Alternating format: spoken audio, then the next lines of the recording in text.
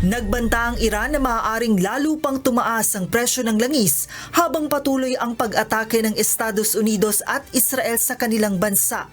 Ayon kay Ebrahim Solfakari, tagapagsalita ng Iran Military Command, posibleng lumobo ang presyo ng krudo sa pandaigdigang merkado kung lalala pa ang sigalot sa rehiyon.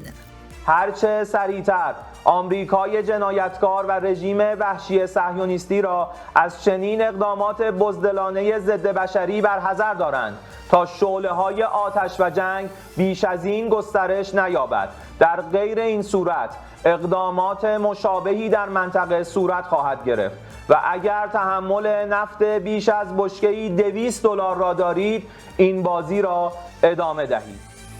Sa gitna ng tensyon, 3 panibagong barko ang tinamaan ng mga hindi patukoy na projectile sa Strait of Hormuz.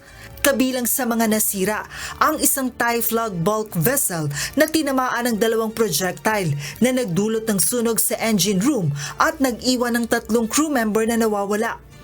2 pang barko kabilang ang isang Japan flag container ship at isang Marshall Islands flag bulk carrier ang nagtamuri ng pinsala bagamat ligtas ang mga crew. Dahil sa mga pag-atake, halos napahinto na ang paglalayag ng mga oil tanker sa naturang karagatan at daan-daang mga barko ang nakaangkla habang naghihintay na humupa ang sitwasyon. Sa harap ng posibleng pagkakaputol ng supply ng langis, pinag-uusapan na ng mga bansa ang paggamit ng mga strategic oil reserve upang patatagin ang merkado. Ayon sa Germany, hiniling ng International Energy Agency o IEA sa mga miyembro nito na maglabas na malaking bahagi ng kanilang nakaimbak na langis. Ayon sa IEA, ito na ang pinakamalaking sabay-sabay na paglalabas ng reserba ng langis sa kasaysayan ng organisasyon.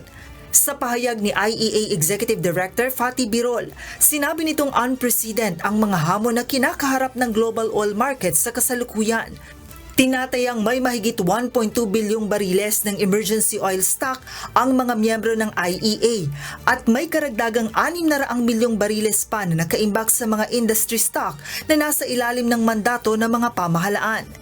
Kabilang sa mga bansang naghayag na maglalabas ng reserba ang Japan, na labis na nakadepende sa langis mula sa Middle East. Ayon sa pamahalaan ng Japan, gagamitin nila ang kanilang strategic petroleum reserves upang mapatatag ang supply at presyo ng langis sa international market.